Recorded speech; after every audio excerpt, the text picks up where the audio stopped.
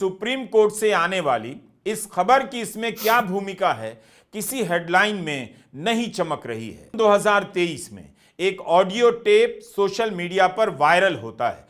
टुकड़ों में जारी हुए 48 मिनट के इस ऑडियो टेप के बारे में दावा किया गया कि इसमें बीरेन सिंह की आवाज सुनी जा सकती है, जो कह रहे हैं कि अमित शाह से मिलने गए थे, तब गृहमंत्री ने उनसे कहा, अरे बीरेन तुम बम मारते हो। उन्होंने यानी अमित शाह ने डीजीपी को बुलाकर मुझसे कहा, अब बम मत मारना। जब अमित शाह चले गए तब मैंने कहा, चुपके से करना, खुलेआम नहीं करना है।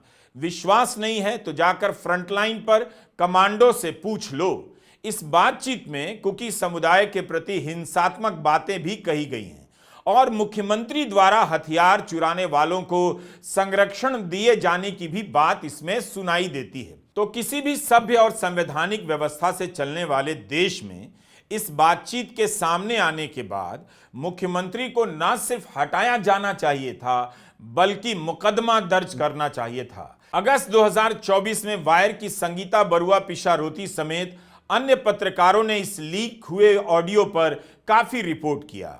वायर की वेबसाइट पर 5 हिस्सों में खबर छापी गई। उनकी रिपोर्ट आप वेबसाइट पर जाकर पढ़िए। जिस व्यक्ति ने वायर और अन्य मीडिया संस्थाओं को यह रिपोर्ट दी, उसने अपनी पहचान उजागर नहीं की, मगर उसका दावा था कि उसने खुद यह बातचीत एक मीटिंग में रिकॉर्ड की थी।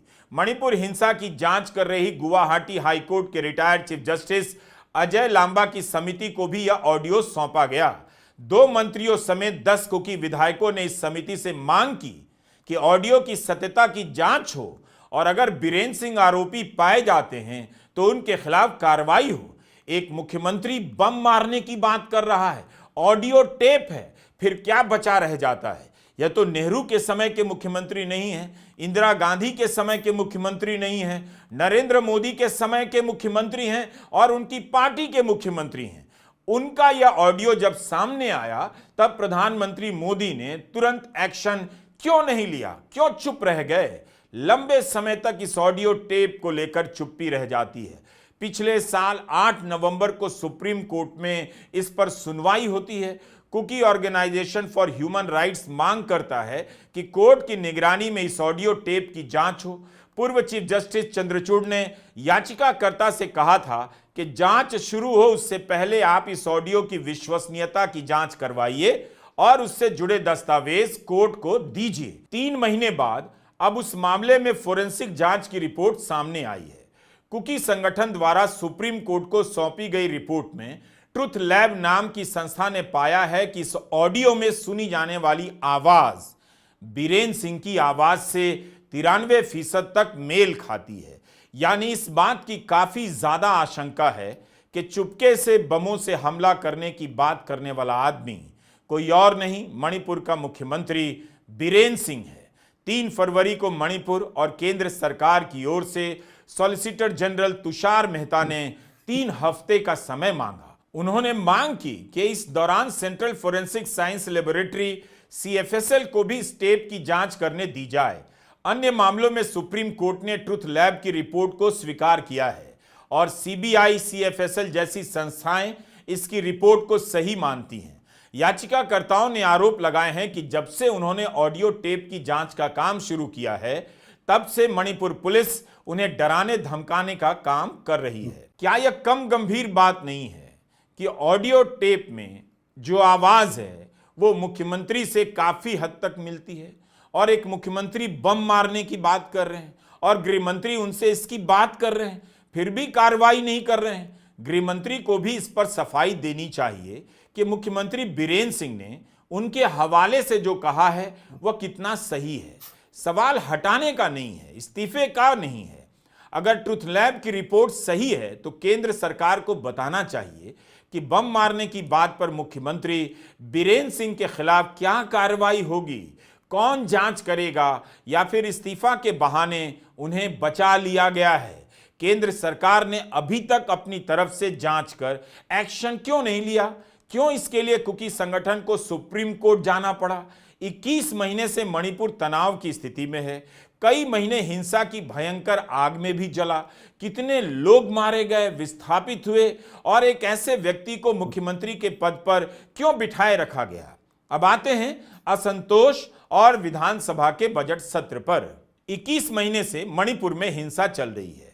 कितने लोगों ने अपनी जान गंवाई, ये ठीक ठीक शायद कोई भी नहीं जानता।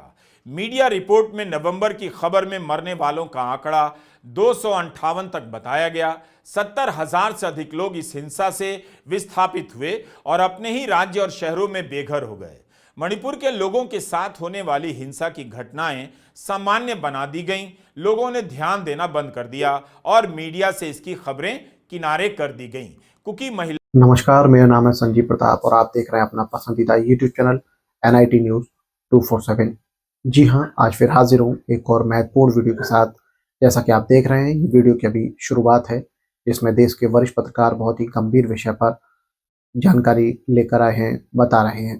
अब बस आपसे एक छोटा सा निवेदन है, इस वीडियो को आप पूरा देखें, बीच में छोड़कर न जाएं और स्किप कर न देखें। साथ ही इस वीडियो को अपने चित परिचितों और दोस्तों के पास ज़्यादा से ज़्यादा शेयर करें और लाइक करना न भूलें।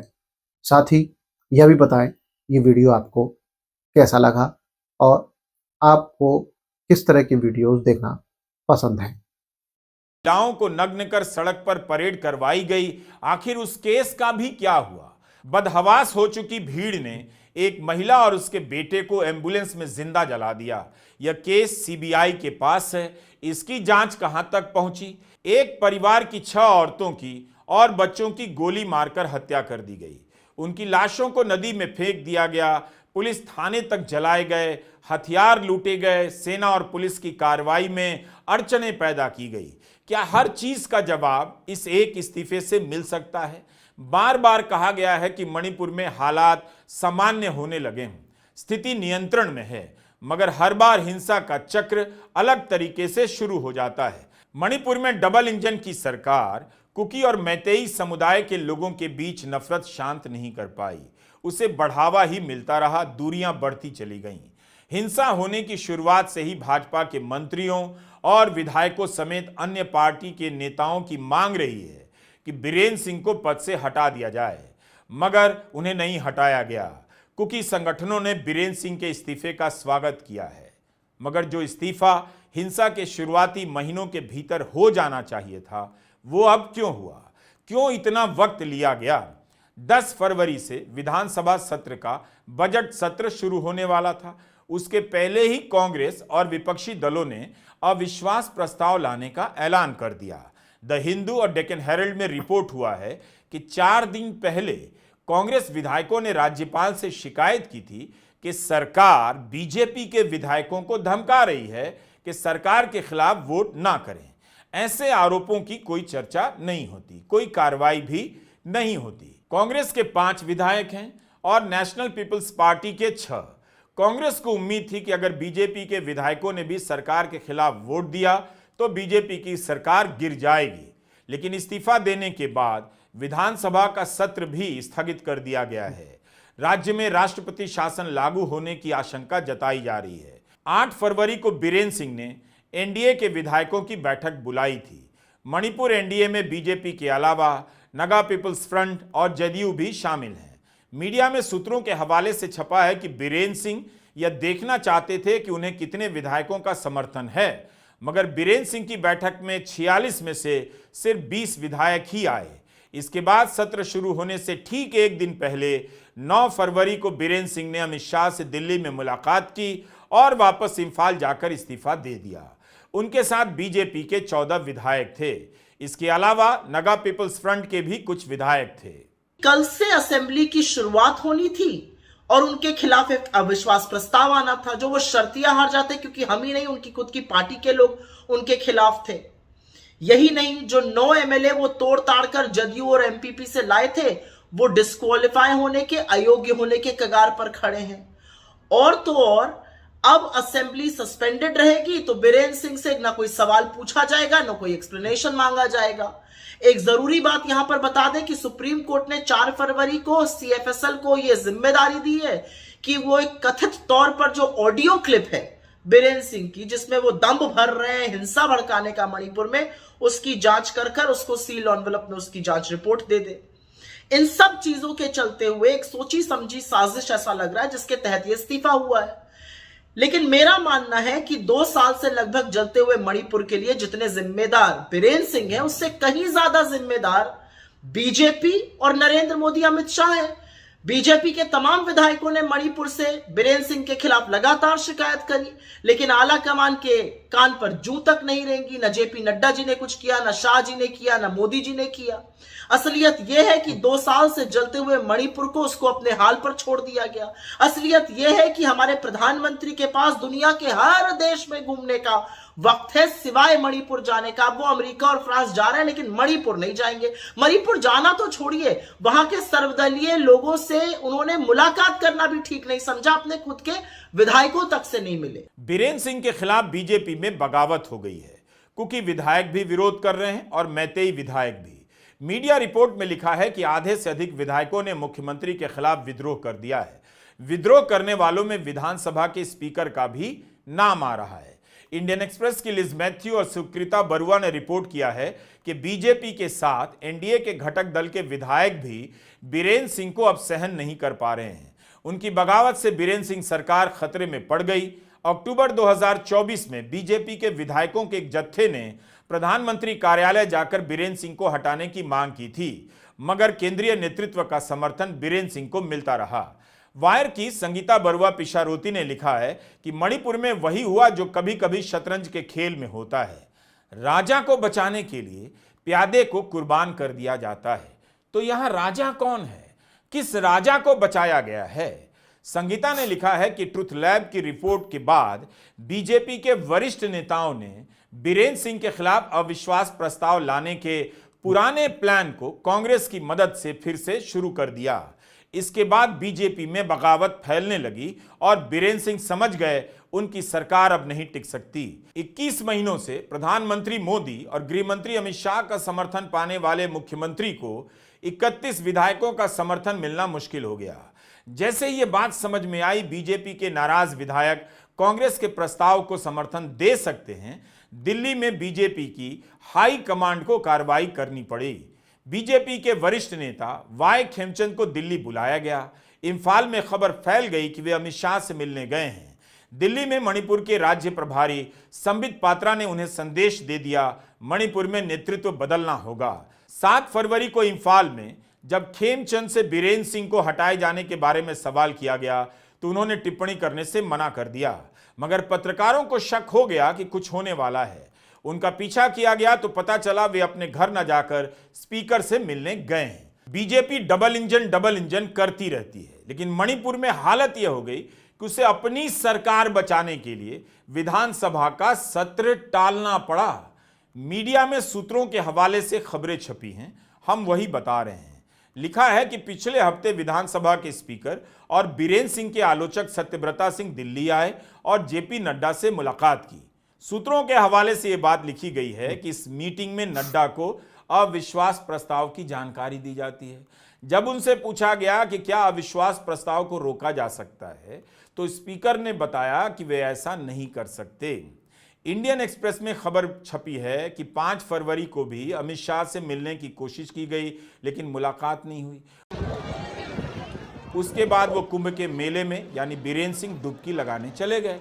उन्हें पुण्य मिला या नहीं यह तो किसी को पता नहीं, लेकिन इस्तीफा लेकर उन्हें किस बात की सजा दी गई है बीजेपी बेहतर बता सकती है। कुंभ के 3 दिन बाद बढ़ते दबाव के चलते बीरेन सिंह फिर से दिल्ली आते हैं और अमित शाह और जेपी नड्डा से मुलाकात करते हैं। 2 घंटे की मीटिंग के बाद तय होता है उन्हें इस्तीफा देना पड़ेगा। देखिए कितनी कहानियां बनाई जाती है। दिल्ली में क्या कहानी बन रही है कि आरएसएस ने, दैनिक जागरण में खबर छपी है कि आरएसएस ने दिल्ली में 3 लाख बैठकें की हैं, छोटी छोटी 3 लाख। तो उस आरएसएस ने मणिपुर में क्यों नहीं 4 लाख बैठकें कर ली और कुकी और मैतेई समुदाय के बीच विश्वास बना दिया, स्थिति को सामान्य कर दिया। वहां तो आरएसएस से कुछ नहीं हुआ, वहां तो केंद्रीय नेतृत्व और रणनीति और ताकतवर मीडिया के होते हुए भी कुछ नहीं हुआ। लेकिन ये सब कहानियां बनाई जाती हैं। इन सब के बीच मणिपुर कहां है, उसके हालात कैसे सुधरेंगे, यह कहानी पीछे नजर आती है। बीरेंद्र सिंह के इस्तीफा देने से मणिपुर में क्या बदल जाएगा यह भी अभी साफ नहीं है। क्या कुकी और मैतेई के बीच की दूरी मिट जाएगी? राहुल गांधी 3 बार मणिपुर गए, लगातार मणिपुर के सवाल को उठाते रहे। उन्होंने ट्वीट किया है कि मणिपुर में हिंसा, जानमाल की हानि और भारत के विचार के विनाश के बावजूद प्रधानमंत्री मोदी ने उन्हें पद पर बने रहने दिया। सबसे जरूरी प्राथमिकता राज्य में शांति बहाल करना और मणिपुर के लोगों के जख्मों पर मरहम लगाना है। प्रधानमंत्री मोदी को तुरंत मणिपुर का दौरा करना चाहिए, लोगों की बातें सुननी चाहिए और अंत में सामान्य स्थिति वापस लाने की अपनी योजना के बारे में बताना चाहिए। तो किसी को पता नहीं कि उनकी योजना क्या है, सिर्फ इस्तीफे की खबर आई है। कांग्रेस अध्यक्ष मल्लिकार्जुन खड़गे ने कहा है कि कांग्रेस पार्टी के अविश्वास प्रस्ताव, जनता के बढ़ते दबाव और सुप्रीम कोर्ट की जांच के परिणाम स्वरूप बदनाम सीएम को इस्तीफा देना पड़ा है। शुक्र है कि इस बार यह 2023 जैसा इस्तीफा ड्रामा नहीं है और बेहतर समझ की इस बार जीत हुई है। तो 21 महीने हो गए, प्रधानमंत्री मोदी एक बार भी मणिपुर नहीं गए, लोकसभा के चुनाव के समय प्रचार करने भी नहीं गए। आज तक किसी को नहीं पता उनके नहीं जाने की क्या वजह हो सकती है। बीरेंद्र सिंह के इस्तीफे से ना तो उनकी जवाबदेही तय होती है, ना उन्हें सजा मिलती है। ऐसा लगता है कि उन्हें एक सुरक्षित रास्ता दे दिया गया है। नमस्कार, मैं रवीश कुमार। दोस्तों, इस वीडियो में बस इतना ही। जल्द मिलते हैं ऐसे ही एक और महत्वपूर्ण वीडियो के साथ। तो बने रहें अपने इस पसंदीदा यूट्यूब चैनल के साथ। अभी तक आपने इस चैनल को सब्सक्राइब नहीं किया है तो सब्सक्राइब कर घंटी वाला बटन दबा दीजिए, ताकि ऐसे ही महत्वपूर्ण वीडियो के नोटिफिकेशन आपको समय रहते मिल सके और मिस ना हो। आपको हमारी किसी वीडियो से कोई शिकायत है या सुझाव देना चाहते हैं तो अपना मैसेज कमेंट बॉक्स में लिखें। हम और हमारी टीम जल्द ही उस पर अमल करेगी। नमस्कार, जय हिंद, जय भारत।